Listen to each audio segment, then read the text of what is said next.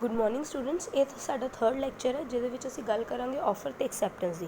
सब तो पहले असीं डेफिनेशन देखते हैं ऑफर की, जो कि सैक्शन 2A विच प्रोवाइडेड है, जिहदे मतलब है कि एक परसन दूसरे परसन नूं अपनी विलिंगनैस ते कुछ करन लई या कुछ ना करन लई ऑफर करदा है। उस चीज़ नूं असीं की कहने आ, प्रपोजल या ऑफर।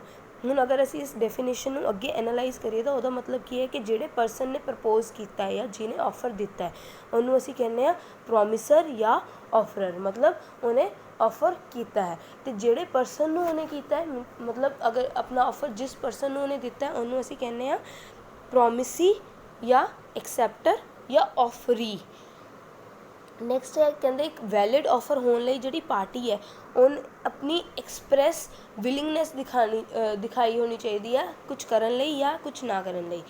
इहदे विच कहते अगर असीं एग्जाम्पल लैके चलते हैं कि एक बंदा ए है, वो बी नूं कहंदा है कि मैं ये घर ना 2017 तक ना बेच देना है। मतलब हजे उन्हें सिर्फ अपना मर्जी दिखाई है, उन्हें ऑफर नहीं किया कि मैं 20 तेनू 2017 तक बेच दूँगा। वो सिर्फ एक जनरल गल कर रहा है, अपनी विलिंगनैस दिखा रहा है, तो इनू असीं ऑफर नहीं करांगे। ऑफर कद मतलब विलिंगनैस तो जिवें असीं कहने उस तो अलग होगा। वैलिड ऑफर कद होगा जदों कहूगा कि वो असेंट लेना चाहूगा, दूसरे की एक्सैप्टेंस लेना चाहूगा। मतलब वो अगर कहूगा बी 2017 तक तू ये मेरा कार खरीद लै, ये की है वो बी की इच्छा सुनना चाहता है कि बी का एक्सैप्टेंस देखना चाहता है कि बी उन्होंने हामी भरेगा या नहीं भरेगा। ये वो वैलिड ऑफर हो गया। अगर वो सिर्फ अपनी इच्छा दिखा रहा है कि तू खरीद लै, उन्हें ऑफर नहीं किया, उन्हें नहीं कहा कि तू इन्ने रुपये खरीद, उन्हें सिर्फ अपनी विलिंगनैस दिखाई है, तो उस चीज़ को असीं ऑफर नहीं करांगे, ऑफर नहीं कवांगे। कहते अगर जिहड़ा ऑफर है वो दो तरीके का हो सकता है, पॉजिटिव भी हो सकता है, नैगेटिव भी हो सकता है। क्योंकि असीं डेफिनेशन दो चीज़ों की गल करते हैं, टू डू एन एक्ट और to not to do an act. मतलब एक चीज़ पॉजिटिव है, एक चीज़ नैगेटिव है। जिहड़ा डूइंग वर्ड है वो पॉजिटिव चीज़ नूं दिखाता है, नॉट टू डूइंग या एब्सटिनेंस है वो नैगेटिव एक्ट नूं दिखाता है। हुण इहदे विच असीं एक एग्जाम्पल देने आ कि एक बंदा है ए, उन्हें ऑफर किया बी नूं कि तू मेरी 3 लाख च एक कार खरीद लै, तो ये ऑफर दे रहा कुछ करन लई, उन्होंने कह रहा है। ये की हो गया डूइंग आ गया वर्ड, ये की हो गया पॉजिटिव ऑफर हो गया है। अगर दूसरी एग्जाम्पल लैने आ, एक बंदा है ए ते बी, दोनों सड़क ते ए अपनी कार ते जा रहे हैं, वो बी दे स्कूटर नूं टक्कर मार दिंदा है, एक्सीडेंट हो जाता है, बी दे स्कूटर का नुकसान हो जाता है, बी नूं चोटां वगैरह लग जांदियां। तो ए की कहंदा तू ऐ कर, तू मेरे तो पैसे ले ला पर तू पुलिस कोल ना जा। वो उन्होंने पुलिस कोल जान तो रोक रहा है। ये की कर रहा है not to do an act, मतलब वो पैसे दे रहे किसी चीज़ लई जिहदे लई वो उन्होंने मना कर रहा है कि वो अगे वो काम ना करे। ये की हो गया नैगेटिव हो गया, not to doing an act, ये नैगेटिव ऑफर हो गया। हुण जिहड़ी विलिंगनैस है वो must be express with a view to obtain the assent. हुण असीं पहले ही गल कीती कि अगर वो सिंपल विलिंगनैस दिखा रहा है तो उन्होंने असीं ऑफर नहीं कहांगे। जदों उहदे तो असेंट लेना चाहता है उस चीज़ नूं असीं ऑफर कहांगे। अगर तो उहदी जिहड़ी विलिंगनैस है वो उहदी असेंट लैन लई ते वो की है वैलिड ऑफर है। हुण असेंट ते एक्सैप्टेंस च फर्क की है। असेंट की है किसी चीज़ विच रुचि दिखाना, मतलब किसी चीज़ विच इंटरस्ट दिखाना, तो एक्सैप्टेंस की है किसी चीज़ नूं एक्सैप्ट कर लेना। जिहड़े ऑफर है वो दो काइंड विच डिवाइडेड ने। पहला आ जाता है हाउ मेड, मतलब किवें ऑफर बनाया गया है, एक्सप्रैस ऑफर दिता गया है या इंप्लाइड ऑफर दिता गया है। दूसरी टाइप आ जाती है टू होम मेड, किन्नू दी गई है, जनरल ऑफर है या स्पैसिफिक ऑफर है। पहले असीं गल करांगे एक्सप्रैस ते इंप्लाइड ऑफर दी। कहते कि जिहड़ा ऑफर या तो वर्ड्स नाल दिता गया है या कंडक्ट नाल दिता गया है, ठीक है। अगर तो वर्ड्स ना दिता गया तो वो आ गया एक्सप्रैस ऑफर, तो जिहड़ा कंडक्ट नाल दिता गया है वो आ गया इंप्लाइड ऑफर। हुण एक मैन दूसरे मैन नूं ऑफर करता है कि तू मेरी कार 1 लाख रुपए च लै लै, तो वो रिटर्न विच एक लैटर लिख के दिंदा है, वो की हो गई एक्सप्रैस ऑफर हो गया। जिहड़ा ऑफर है वो स्पैसिफिक भी हो सकता है, जर्नल भी हो सकता है। स्पैसिफिक किमें हो गया, जिमें असी किसी एक परसन ऑफर कर रहे हैं या एक ग्रुप ऑफ परसन ऑफर कर रहे हैं। मैं अपना घर बेचना है, मैं बी नूं ऑफर कर रही हूँ कि बी मेरा घर ले लै। ये की है मैं एक स्पैसिफिक परसन ऑफर किया है तो वो की बन गया एक स्पैसिफिक ऑफर बन गया। तो दूसरा किहड़ा हुंदा जनरल ऑफर। जनरल ऑफर की हुंदा जिहड़ा असी पब्लिक एट लार्ज नूं करदे हैं। ਜਿਵੇਂ ਔਕਸ਼ਨ ਦਾ ਹੋ ਗਿਆ, ਅਸੀਂ ਅਖਬਾਰ ਵਿੱਚ ਗੌਰਮੈਂਟ ਦੇ ਟੈਂਡਰਸ ਦਾ ਹੋ ਗਿਆ ਕਿ ਅਖਬਾਰ ਵਿੱਚ ਕੋਈ ਐਡਵਰਟਾਈਜ਼ਮੈਂਟ ਆਈ ਹੈ, ਰਿਕਰੂਟਮੈਂਟ ਦੀ ਜਿਵੇਂ ਕੋਈ ਪੋਸਟ ਨਿਕਲਦੀ ਹੈ, ਕਿਸੇ ਜੋਬ ਦੀ ਆਫਰ ਆਈ ਹੈ, ਉਹਦੇ ਵਿੱਚ ਕੀ ਹੋ ਗਿਆ, ਉਹ ਜਨਰਲ ਪਬਲਿਕ ਨੂੰ ਹੋ ਗਿਆ। ਹੁਣ ਇਹਦੇ ਵਿੱਚ ਇੱਕ ਕੇਸ ਆਉਂਦਾ ਹੈ ਜਿਹੜਾ ਬਹੁਤ ਇੰਪੋਰਟੈਂਟ ਹੈ, ਜਿਹਦਾ ਨਾਮ ਹੈ ਕਾਰਬੋਲਿਕ ਵਰਸਸ ਸਮੋਕ ਬੋਲ ਕੰਪਨੀ। ਇਹਦੇ ਵਿੱਚ ਕੀ ਸੀ, ਇੱਕ ਕਾਰਬੋਲਿਕ ਸਮੋਕ ਬੋਲ ਕੰਪਨੀ ਸੀਗੀ, ਉਹਨੇ ਇੱਕ ਐਡਵਰਟਾਈਜ਼ਮੈਂਟ ਦਿੱਤੀ ਸੀ ਅਖਬਾਰ ਵਿੱਚ ਕਿ ਅਸੀਂ ਇੱਕ ਨਿਊ ਮੈਡੀਸਨ ਬਣਾਈ ਹੈ। ਇਹਦੇ ਵਿੱਚ ਉਹ ਕੰਪਨੀ ਕਹਿ ਰਹੀ ਹੈ ਕਿ ਅਸੀਂ ਇੱਕ ਦਵਾਈ ਬਣਾਈ ਹੈ ਸਮੋਕ ਬੋਲ ਨਾਮ ਦੀ, ਜਿਹਨੂੰ ਲੈਣ ਤੋਂ ਬਾਅਦ ਕਿਸੇ ਪਰਸਨ ਨੂੰ ਜ਼ੁਕਾਮ ਵਗੈਰਾ, ਇਨਫਲੂਐਂਜ਼ਾ ਵਗੈਰਾ ਨਹੀਂ ਫੜਿਆ ਜਾਊਗਾ। ਅਤੇ ਇੱਕ ਲੇਡੀ ਕੀ ਕਰਦੀ ਹੈ ਜਿਹਦਾ ਨਾਮ ਹੁੰਦਾ ਮਿਸਿਸ ਕਾਰਲਿਕ, ਉਹ ਮੈਡੀਸਨ ਨੂੰ ਖਰੀਦਦੀ ਹੈ ਅਤੇ ਜਿਵੇਂ ਉਹਨਾਂ ਨੇ ਲਿਖਿਆ ਹੁੰਦਾ ਉਸੇ ਤਰੀਕੇ ਨਾਲ ਉਸ ਡੋਜ਼ ਨੂੰ ਯੂਜ਼ ਕਰਦੀ ਹੈ, ਪਰ ਉਸ ਤੋਂ ਬਾਅਦ ਵੀ ਉਹਨੂੰ ਕੋਲਡ ਜਾਂ ਇਨਫਲੂਐਂਜ਼ਾ ਹੋ ਜਾਂਦਾ। ਅਤੇ ਇਹਦੇ ਵਿੱਚ ਜਜਮੈਂਟ ਕੀ ਆਉਂਦੀ ਹੈ ਕਿ ਜਿਹੜੀ ਕੰਪਨੀ ਸੀ ਉਹਨੇ ਇੱਕ ਜਰਨਲ ਆਫਰ ਦਿੱਤਾ ਸੀ ਪਬਲਿਕ ਨੂੰ, ਅਤੇ ਮਿਸਿਸ ਜਿਹੜੀ ਕਾਰਲਿਕ ਸੀਗੀ ਉਹ ਕੇਸ ਜਿੱਤ ਜਾਂਦੀ ਹੈ। ਨੈਕਸਟ ਅਸੀਂ ਗੱਲ ਕਰਦੇ ਹਾਂ ਇਨਵੀਟੇਸ਼ਨ ਟੂ ਆਫਰ ਦੀ। ਕਹਿੰਦੇ ਇਹਦੇ ਵਿੱਚ ਕੀ ਹੁੰਦਾ ਕਿ ਜਿਹੜਾ ਪਰਸਨ ਹੈਗਾ ਉਹ ਇਨਵੀਟੇਸ਼ਨ ਨਹੀਂ ਦੇ ਰਿਹਾ ਹੁੰਦਾ, ਬਲਕਿ ਲੋਕਾਂ ਨੂੰ ਇਨਵਾਈਟ ਕਰ ਰਿਹਾ ਹੁੰਦਾ ਕਿ ਉਹਨੂੰ ਆਫਰ ਕੀਤਾ ਜਾਵੇ। ਫੋਰ ਐਗਜ਼ਾਮਪਲ ਅਸੀਂ ਕਿਸੇ ਰੈਸਟੋਰੈਂਟ ਵਿੱਚ ਜਾਂਦੇ ਹਾਂ, ਉੱਥੇ ਇੱਕ ਮੈਨਿਊ ਰੱਖਿਆ ਹੁੰਦਾ, ਉਹਨਾਂ ਨੇ ਰੈਸਟੋਰੈਂਟ ਵਾਲਿਆਂ ਨੇ ਤਾਂ ਨਹੀਂ ਸਾਨੂੰ ਕਿਹਾ ਸਾਡੇ ਰੈਸਟੋਰੈਂਟ 'ਚ ਆਓ, ਅਸੀਂ ਖੁਦ ਜਾਂਦੇ ਹਾਂ, ਅਸੀਂ ਉੱਥੇ ਜੋ ਜੋ ਚੀਜ਼ ਚਾਹੀਦੀ ਹੁੰਦੀ ਹੈ ਉਹਦੇ ਲਈ ਉਹਨਾਂ ਨੂੰ ਆਫਰ ਕਰਦੇ ਹਾਂ ਕਿ ਅਸੀਂ ਇਹ ਚੀਜ਼ ਖਾਣੀ ਹੈ, ਸਾਨੂੰ ਇਹ ਚੀਜ਼ ਦਿੱਤੀ ਜਾਵੇ। ਇਹਦੇ ਵਿੱਚ ਕੀ ਅਸੀਂ ਖੁਦ ਉਹਨਾਂ ਨੂੰ ਜਾ ਕੇ ਆਫਰ ਕਰ ਰਹੇ ਹਾਂ। ਸਿਰਫ ਰੈਸਟੋਰੈਂਟ ਸਾਨੂੰ ਕੀ ਦਿੱਤਾ, ਉਹਨਾਂ ਨੇ ਇਨਵੀਟੇਸ਼ਨ ਦਿੱਤਾ ਕਿ ਤੁਸੀਂ ਆਓ ਅਤੇ ਸਾਨੂੰ ਆਫਰ ਕਰੋ। ਨੈਕਸਟ ਅਸੀਂ ਗੱਲ ਕਰਾਂਗੇ ਦੋਨਾਂ ਵਿੱਚ ਡਿਫਰੈਂਸ ਕੀ ਹੈ ਆਫਰ ਅਤੇ ਇਨਵੀਟੇਸ਼ਨ ਟੂ ਆਫਰ ਵਿੱਚ। ਜਿਹੜਾ ਆਫਰ ਹੁੰਦਾ ਉਹ ਫਾਈਨਲ ਵਿਲਿੰਗਨੈਸ ਹੁੰਦੀ ਹੈ ਪਾਰਟੀ ਦੀ, ਕਿ ਉਹ ਇੱਕ ਲੀਗਲ ਓਬਲੀਗੇਸ਼ਨ ਕ੍ਰੀਏਟ ਕਰਨਾ ਚਾਹੁੰਦੀ ਹੈ। ਮਤਲਬ ਉਹ ਖੁਦ ਇੱਕ ਪਾਰਟੀ ਕਰਦੀ ਹੈ ਕਿ ਉਹਦੀ ਫਾਈਨਲ ਵਿਲਿੰਗਨੈਸ ਹੈ ਕਿ ਹੁਣ ਇਹ ਚੀਜ਼ ਅਸੀਂ ਆਫਰ ਕਰ ਦੇਣੀ ਹੈ, ਅਤੇ ਅਗਰ ਇਹ ਕੋਈ ਬੰਦਾ ਐਕਸੈਪਟ ਕਰਦਾ ਹੈ ਤਾਂ ਉਹਨਾਂ ਦੇ ਵਿੱਚ ਲੀਗਲ ਓਬਲੀਗੇਸ਼ਨ ਕ੍ਰੀਏਟ ਹੋ ਜਾਊਗਾ, ਲੀਗਲ ਰਿਲੇਸ਼ਨਸ਼ਿਪ ਕ੍ਰੀਏਟ ਹੋ ਜਾਊਗਾ। ਅਤੇ ਇਨਵੀਟੇਸ਼ਨ ਆਫ ਆਫਰ 'ਚ ਕੀ ਹੈ, ਫਾਈਨਲ ਵਿਲਿੰਗਨੈਸ ਨਹੀਂ ਹੁੰਦੀ। ਇਹਦੇ ਵਿੱਚ ਸਿਰਫ ਇੱਕ ਆਪਣੀ ਪਾਰਟੀ ਇੰਟਰਸਟ ਦਿਖਾਉਂਦੀ ਹੈ ਕਿ ਦੂਸਰੀ ਪਾਰਟੀ ਆਵੇ ਅਤੇ ਉਹਨੂੰ ਅੱਗੋਂ ਆਫਰ ਕਰੇ। ਜਿਹੜੀ ਆਫਰ ਹੈ ਉਹ ਸੈਕਸ਼ਨ 2A ਵਿੱਚ ਡਿਫਾਈਨ ਹੈ, ਬਲਕਿ ਜਿਹੜੀ ਇਨਵੀਟੇਸ਼ਨ ਟੂ ਆਫਰ ਹੈ ਉਹ ਕੰਟਰੈਕਟ ਐਕਟ ਵਿੱਚ ਕਿਤੇ ਵੀ ਡਿਫਾਈਨ ਨਹੀਂ ਹੈ। ਜਿਹੜਾ ਆਫਰ ਹੈ ਉਹ ਇੱਕ ਐਗਰੀਮੈਂਟ ਬਣ ਜਾਂਦਾ ਹੈ ਜਦੋਂ ਐਕਸੈਪਟ ਕੀਤਾ ਜਾਂਦਾ ਹੈ। ਅਸੀਂ ਐਗਰੀਮੈਂਟ ਕੀ ਕੀਤਾ ਸੀ, ਆਫਰ ਪਲੱਸ ਐਕਸੈਪਟੈਂਸ, ਅਤੇ ਜਿਹੜਾ ਇੱਕ ਆਫਰ ਹੈ ਐਗਰੀਮੈਂਟ ਕਦ ਬਣ ਜਾਊਗਾ, ਜਦ ਐਕਸੈਪਟ ਕੀਤਾ ਜਾਊਗਾ। ਬਟ ਜਿਹੜਾ ਇਨਵੀਟੇਸ਼ਨ ਟੂ ਆਫਰ ਹੈ ਉਹ ਇੱਕ ਆਫਰ ਕਦ ਬਣੂਗਾ, ਜਦ ਕਿ ਜਿਹੜੀ ਪਬਲਿਕ ਹੈ ਉਹ ਆ ਕੇ ਆਫਰ ਕਰੂਗੀ, ਉਹ ਤਾਂ ਇੱਕ ਆਫਰ ਬਣੂਗਾ। ਅਤੇ ਮੇਨ ਆਬਜੈਕਟ ਕੀ ਆਫਰ ਦਾ, ਕਿ ਇੱਕ ਕੰਟਰੈਕਟ ਕ੍ਰੀਏਟ ਕਰਨਾ, ਇੱਕ ਐਗਰੀਮੈਂਟ ਕ੍ਰੀਏਟ ਕਰਨਾ। ਅਤੇ ਇਨਵੀਟੇਸ਼ਨ ਟੂ ਆਫਰ ਦਾ ਮੇਨ ਕੀ ਹੈ ਕਿ ਸਾਹਮਣੇ ਵਾਲੀ ਪਾਰਟੀ ਆਵੇ ਅਤੇ ਇੱਕ ਨੈਗੋਸ਼ੀਏਸ਼ਨ ਹੋਵੇ, ਮਤਲਬ ਉਹ ਆਫਰ ਕਰੇ ਸਾਹਮਣੇ ਵਾਲੀ ਪਾਰਟੀ। ਹੁਣ ਇੱਕ ਇਹਦੇ ਵਿੱਚ ਮੇਨ ਗੱਲ ਯਾਦ ਰੱਖਣ ਵਾਲੀ ਕੀ ਹੈ, the person who respond to the invitation to the offer makes the offer which may or may not be accepted by the person inviting the offer. ਜਿਹੜੀ ਜਨਰਲ ਪਬਲਿਕ ਆਫਰ ਕਰ ਰਹੀ ਹੈ ਦੁਬਾਰਾ in return invitation to offer 'ਚ ਜਿਹੜਾ person ਆ ਕੇ offer ਕਰ ਰਿਹਾ, ਹੁਣ ਇਹਦੇ ਵਿੱਚ ਜਿਹੜੀ ਪਾਰਟੀ ਨੇ ਇਨਵੀਟੇਸ਼ਨ ਦਿੱਤਾ ਹੈ ਜ਼ਰੂਰੀ ਨਹੀਂ ਹੈ ਕਿ ਉਹ ਪਾਰਟੀ ਉਸ ਆਫਰ ਨੂੰ ਐਕਸੈਪਟ ਕਰੇ ਜਾਂ ਨਾ ਕਰੇ। ਫੋਰ ਐਗਜ਼ਾਮਪਲ ਕਿਸੇ ਅਖਬਾਰ ਵਿੱਚ ਸੇਲ ਦੀ ਐਡ ਨਿਕਲੀ ਹੈ ਕਿ ਇਸ ਜਗ੍ਹਾ 'ਤੇ ਸੇਲ ਲੱਗੀ ਹੋਈ ਹੈ, ਉਹਨਾਂ ਨੇ ਸਿਰਫ ਇੱਕ ਇਨਵੀਟੇਸ਼ਨ ਦਿੱਤਾ ਹੈ ਕਿ ਤੁਸੀਂ ਆਓ ਅਤੇ ਸਾਡੇ ਤੋਂ ਸਮਾਨ ਖਰੀਦੋ। ਹੁਣ ਦੂਸਰੀ ਪਾਰਟੀ ਜਾ ਰਹੀ ਹੈ, ਹੁਣ ਉਹ 2 ਦਿਨ ਬਾਅਦ ਜਾ ਰਹੀ ਹੈ ਅਤੇ ਉਸ ਟਾਈਮ ਤੱਕ ਉਹ ਆਫਰ ਖਤਮ ਹੋ ਗਿਆ, ਜਾਂ ਜਿਹੜਾ ਉਹਨਾਂ ਨੇ ਜਿਸ ਚੀਜ਼ ਲਈ ਆਫਰ ਰੱਖੀ ਸੀ ਉਹ ਚੀਜ਼ ਖਤਮ ਹੋ ਗਈ ਹੈ।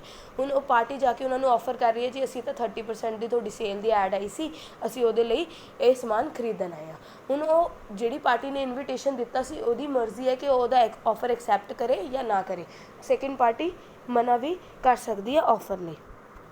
ਹੁਣ ਅਸੀਂ ਗੱਲ ਕਰਾਂਗੇ essential elements of valid offer ਦੀ ਜਾਂ ਲੀਗਲ ਰੂਲਸ ਰਿਗਾਰਡਿੰਗ ਦੀ ਆਫਰ। ਕੀ ਲੀਗਲ ਰੂਲਸ ਨੇ ਆਫਰ ਨੂੰ ਇੱਕ ਵੈਲਿਡ ਆਫਰ ਬਣਾਉਣ ਲਈ। ਪਹਿਲਾ ਆ ਜਾਂਦਾ ਹੈ ਕਿ ਆਫਰ ਮੇ ਬੀ ਐਕਸਪ੍ਰੈਸਡ ਜਾਂ ਇੰਪਲਾਈਡ। ਪਹਿਲੀ ਅਸੀਂ ਗੱਲ ਕੀਤੀ ਕਿ ਆਫਰ ਜਿਹੜਾ ਹੋ ਸਕਦਾ ਹੈ ਉਹ ਐਕਸਪ੍ਰੈਸਡ ਵੀ ਹੋ ਸਕਦਾ ਹੈ, ਇੰਪਲਾਈਡ ਵੀ ਹੋ ਸਕਦਾ ਹੈ। ਅਤੇ ਨੈਕਸਟ ਗੱਲ ਆ ਜਾਂਦੀ ਹੈ ਆਫਰ ਮੇ ਬੀ ਸਪੈਸੀਫਿਕ ਜਾਂ ਜਨਰਲ, ਇੱਕ ਪਰਟੀਕੂਲਰ ਪਰਸਨ ਨੂੰ ਵੀ ਹੋ ਸਕਦਾ ਹੈ ਜਾਂ ਇੱਕ ਲਾਰਜ ਨੰਬਰ ਆਫ ਪਰਸਨ ਨੂੰ ਵੀ ਹੋ ਸਕਦਾ ਹੈ। Offer must give rise to legal obligation. ਜਿਹੜਾ ਉਹਨਾਂ ਨੇ ਆਫਰ ਕੀਤਾ ਹੈ ਉਸ ਆਫਰ ਨਾਲ ਕੀ ਹੋਣਾ ਚਾਹੀਦਾ, ਦੋਨੋਂ ਪਾਰਟੀਜ਼ ਵਿੱਚ ਇੱਕ ਲੀਗਲ ਓਬਲੀਗੇਸ਼ਨ ਅਰਾਈਜ਼ ਹੋਣਾ ਚਾਹੀਦਾ ਹੈ ਕਿ ਅਗਰ ਉਹ ਚੀਜ਼ ਨਹੀਂ ਪੂਰੀ ਹੁੰਦੀ ਜਾਂ ਕੋਈ ਵੀ ਓਬਲੀਗੇਸ਼ਨ ਉਸ ਕੰਟਰੈਕਟ ਦੀ ਨਹੀਂ ਪੂਰੀ ਹੁੰਦੀ ਤੇ ਕੋਰਟ ਕੋਲ ਜਾਇਆ ਜਾ ਸਕੇ। ਨੈਕਸਟ ਆ ਜਾਂਦਾ terms of the offer must B definite and certain.